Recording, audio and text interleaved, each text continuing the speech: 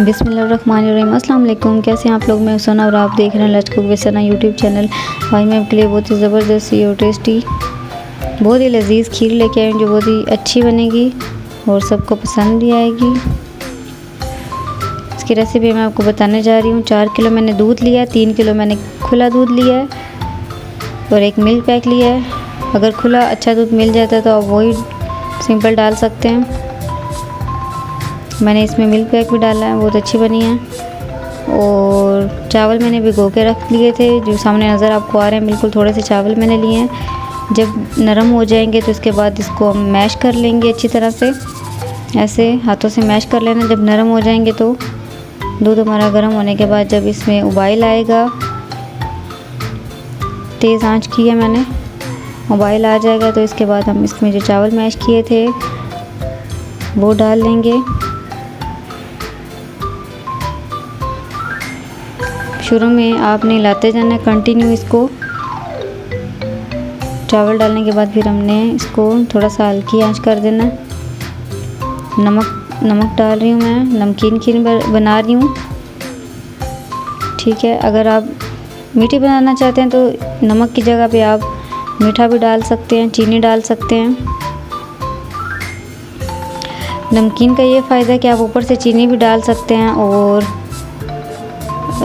चीनी वाली जो खीर होती है वो ज़्यादा पानी भी छोड़ जाती है। 2 इलायची मैंने डालनी है इसके अंदर।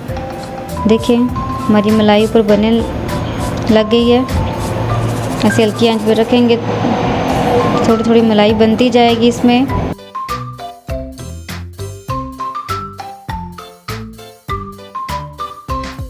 बस सुबह मैंने रखी है और शाम को मैंने इसको उतारा है, ठीक है। अच्छे तरीके से हल्की आंच पे आपने इसको रखना है। बस थोड़ी थोड़ी देर बाद आपने हिलाते रहना है इसको, बहुत ही अच्छी बनेगी।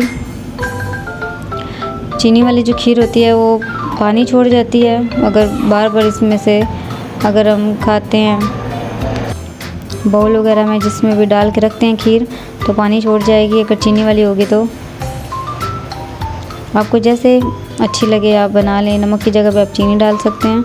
देखिए बार बार जब मलाई बनती है तो इसको मैं थोड़ी थोड़ी देर बाद इसको हिलाती हूँ नीचे से ताकि लगे ना।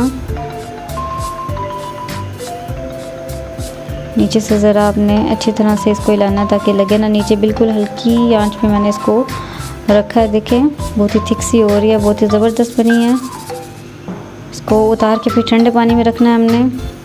उसके बाद फ्रिज में रखेंगे। फ्रिज से ठंडी हो जाएगी तो हम इसको डिश आउट कर लेंगे गार्निश के लिए। हाफ़ मैंने डाली है, उसके बाद फिर मैं बादाम डालूँगी इसके अंदर, बादाम गार्निश करूँगी। अगर आपको मेरी रेसिपी अच्छी लगी हो तो कमेंट में प्लीज़ ज़रूर बताइएगा और वीडियो को लाइक शेयर ज़रूर कीजिएगा और चैनल को सब्सक्राइब करना भी ना भूलिएगा।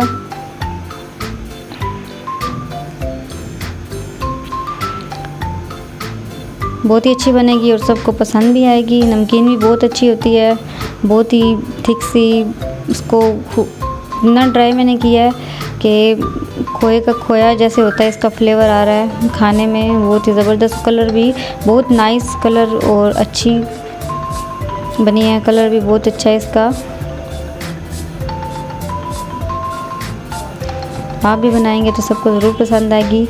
हाफ मैंने डाले हैं बादाम नीचे, उसके बाद फिर मैंने ऊपर खीर डाली है।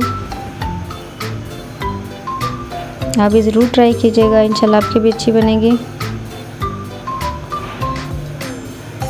बना के रख लीजिएगा आप, बिल्कुल भी पानी नहीं छोड़ेगी और अच्छी भी रहेगी थिक ऐसे ही। ठंडी ठंडी फ्रिज में रखें और खाएं, एंजॉय करें।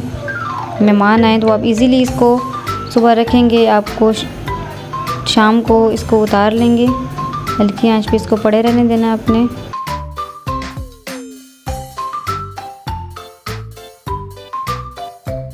बस थोड़ी थोड़ी देर बाद हिलाते जाना आपने। देखें अब इसके बाद मैं गार्निश के लिए हाफ़ नीचे डाले हैं मैंने और हाफ़ ऊपर डाल रही हूँ बादाम।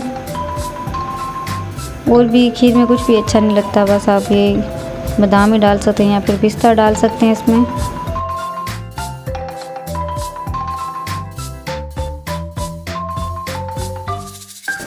थैंक यू सो मच जो मेरी वीडियो को लाइक करते हैं, शेयर करते हैं, पसंद करते हैं, बहुत शुक्रिया। इंशाल्लाह आप भी ज़रूर ट्राई कीजिएगा, आपको बहुत पसंद आएगी।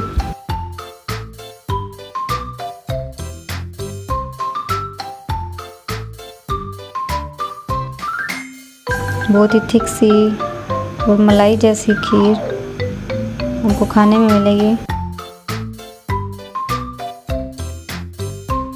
बस चावल आपने ज़्यादा नहीं डालने, चावल बिल्कुल थोड़े से डालने, और दूध जो पकेगा तो हमारी खीर ऐसे लिक्विड सी बनेगी, बहुत ज़बरदस्त आएगी। देखें कलर भी बहुत नाइस अच्छा है, क्रीमी सा। थैंक्स फॉर वॉचिंग, खुदा हाफिज़।